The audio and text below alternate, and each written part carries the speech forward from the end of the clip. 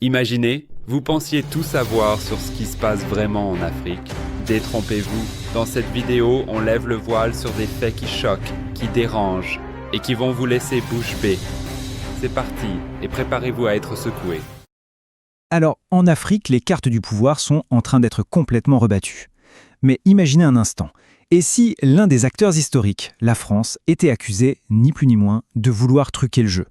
C'est la véritable bombe qui a été lâchée par un rapport des services secrets russes.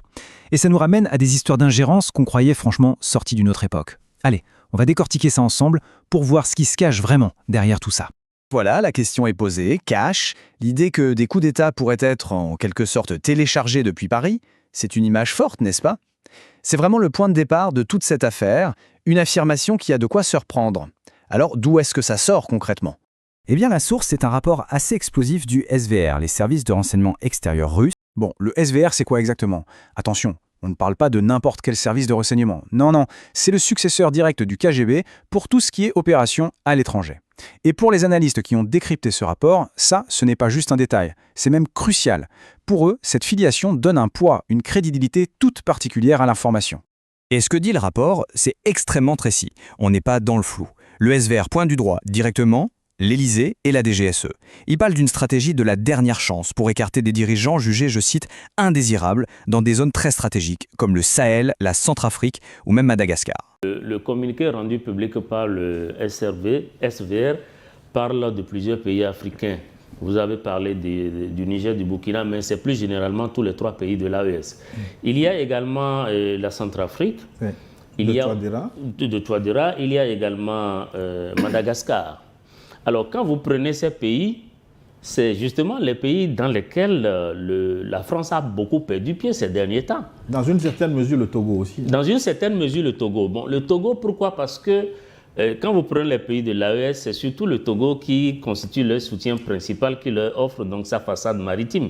Donc, de ce point de vue-là, il n'est pas exclu que le Togo soit pris en compte dans le plan machiavélique qui essaie d'être déroulé par Emmanuel Macron et ses services. Vous voulez faire partie de ceux qui savent avant tout le monde? Alors abonnez-vous tout de suite, activez la cloche et ne loupez plus jamais une de nos prochaines révélations explosives. Mais si vous voulez observer un peu, parce que pour mieux comprendre un crime, il faut aussi chercher à connaître les mobiles. Les mobiles, évidemment, ce sont les énormes réserves appétissantes des pays de l'AES, du Centrafrique et même de Madagascar pour les impérialistes. Il s'agit de réserves ou d'affronts à laver?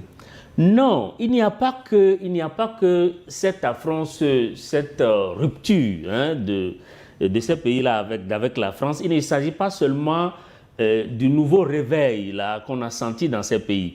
Mais au cœur de tout ceci, il y a les ressources. Vous avez vu comment toute l'année 2025 a été très difficile pour la France. Vous avez vu également que même aux États-Unis, les réserves pétrolières se sont raréfiées, donc ont beaucoup diminué.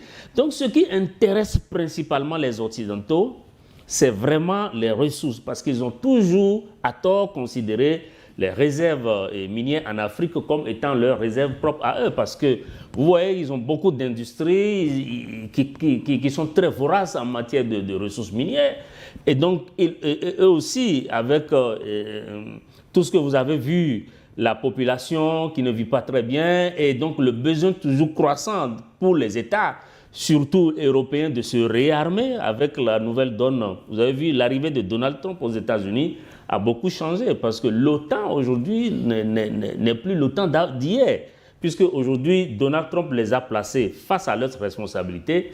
Eh bien, l'Europe a décidé de se réarmer. Mais comment se réarmer sans l'uranium du Niger? Comment se réarmer sans toutes ces terres rares? Comment se réarmer sans l'or, etc. Et l'or aujourd'hui, c'est le métal, ou bien si vous voulez, c'est cette denrée à laquelle sont arrimées beaucoup de monnaies aujourd'hui. Donc je pense que c'est vital pour eux, c'est une question, si vous voulez, de vie ou de mort presque pour l'Europe, pour l'Occident et les États-Unis. Voilà pourquoi ils essayent par toutes les stratagèmes possibles de revenir, pas seulement de revenir pour être influents, mais l'influence leur servait à quoi? À piller nos ressources, tout simplement. C'est déjà la fin de cette vidéo, mais ne vous inquiétez pas. Nous revenons très vite pour de nouvelles informations poignantes en Afrique et dans le monde. Alors abonnez-vous et activez la cloche de notification. À bientôt!